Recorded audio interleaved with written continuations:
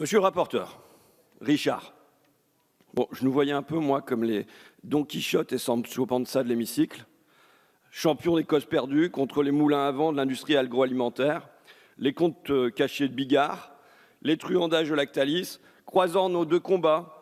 Toi, en gastronome, le coup de fourchette dont témoigne ta rondeur, contre la malbouffe industrialisée, lyophilisée, aseptisée, et moi, plus banalement, contre l'injustice avec majuscule, tout pour les géants, rien pour les paysans, rien pour les ouvriers, rien pour les damnés des plats congelés.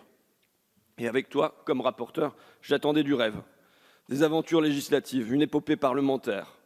On est comme ça, non? Ce monde ici-bas ne nous suffit pas, il nous faut un au-delà, une espérance. J'espérais en toi, compagnon de songerie, cœur à gauche et fidélité au centre. J'espérais, par exemple, une croisade contre McDo. McDo et ses filiales au Luxembourg, en Suisse, au Delaware, McDo et ses 16 millions d'euros d'impôts seulement payés pour 3,7 milliards de bénéfices, soit 0,5% d'imposition, quand les restaurateurs de nos bourgs, auxquels tu tiens, en paieront 50 fois plus. Quand les salariés, eux, sont privés de leur prime de résultat, puisqu'il n'y a pas de résultat, puisque tout part au Delaware. Nous aurions dégainé le lance côte à côte à l'assaut de McDo.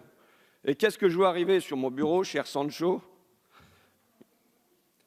Une proposition de loi relative aux préenseignes. Misère du réalisme, misère du pragmatisme. Je tourne la tête et te voilà redevenu un modéré du modem. Comme s'il n'y en avait pas assez dans la société, dans notre assemblée, des esprits raisonnables. Tu sais que le pire, c'est que ton texte a des chances de passer. Alors bon, allons-y sur les préenseignes. Ça me fait penser à un gars par chez moi, Pierre, je crois, qui venait de Paris et qui avait décidé d'installer un kiosque à pizza à Flixecourt. Mon équipe lui avait démêlé des soucis, je ne sais plus trop, d'eau, d'électricité, de papier. Mes collabs ont géré ça, je m'en suis modérément mêlé. Et puis, je lui ai rendu visite pour déguster une pizza 9 fromages. Ça se trouvait à l'écart de la rue principale, rue Ville-le-Marclay. On ne pouvait pas tomber dessus par hasard. C'était sur le parking de Speedwatch. Je lui ai demandé, mais t'as pas mis un panneau sur la route passante? Et là, Pierre attendait, lui, l'autorisation de la mairie, puis de la com de com, et finalement, il a obtenu une tolérance. Alors, j'ai réfléchi. Peut-être que tu as raison. Peut-être qu'il y a une pub de classe. Peut-être que la publicité des villes, des multinationales, des riches, elle est acceptée, elle est encouragée, avec leurs écrans géants. C'est une pollution visuelle, mais c'est aussi un usage de l'électricité aujourd'hui de plus en plus fréquent, tandis qu'en revanche, le Grenelle de l'environnement a éliminé la publicité des champs, du petit gars du coin, gratuite, qui est devenue prohibée. Peut-être que ça n'est pas juste. Mais enfin, tu vois bien le risque d'ouvrir la boîte de Pandore. D'ouvrir la boîte de Pandore à toutes les franchises, à toutes les filiales. Le fait maison, il est plus que flou. Il garantit rien. Ce n'est pas un label. Derrière, tous les Buffalo Grill vont pouvoir s'y engouffrer. Et vous avez consulté le Conseil économique, social et environnemental qui a rendu un avis unanime contre cette mesure des préenseignes. Bon, moi, on verra ce que donneront les débats, notamment sur la garantie que derrière, les filiales ne pourront pas s'engouffrer là-dedans et le fait maison ne m'apparaît pas comme étant suffisant. Maintenant, moi, je préférerais te rallier à une croisade pour le beau, qui est peut-être une cause perdue, mais il y a de belles causes perdues. La lutte contre les publicistes et contre le déco, pour faire reculer la pub, la faire reculer dans nos villes, la faire reculer dans nos cerveaux. Tu sais, cette laideur de la société, qu'à l'entrée de nos villes, on tolère toutes ces boîtes à chaussures et ces panneaux dans tous les sens. Je pense que ça participe à la dépression du pays. On ne se sent pas respecté quand on a cette lenteur environnante qui est tolérée et qui nous offre quoi comme au-delà, puisque j'en parlais tout à l'heure, la voiture, les téléphones, l'écran haute définition comme transcendance et comme espérance, comme paradis, c'est Auchan, Casino, Carrefour, qui sont surtout les champions du paradis fiscal. Ils nous vendent leurs camelotes, ils touchent leurs dividendes et eux se réfugient en revanche dans des hôtels particuliers du 7e arrondissement, très préservés. Ils ont leur villa à Saint-Tropez, ils ont leur chalet à Megève, ils ont des îles dans le Pacifique, ils ont des écrins préservés de cette saleté, de cette laideur.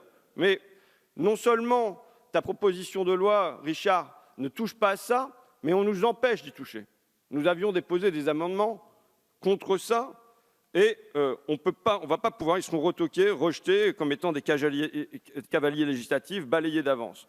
Je voudrais en profiter ici pour lancer une alerte, un cri d'alarme. Enfin, j'ai un inspecteur de site qui est venu me rendre visite.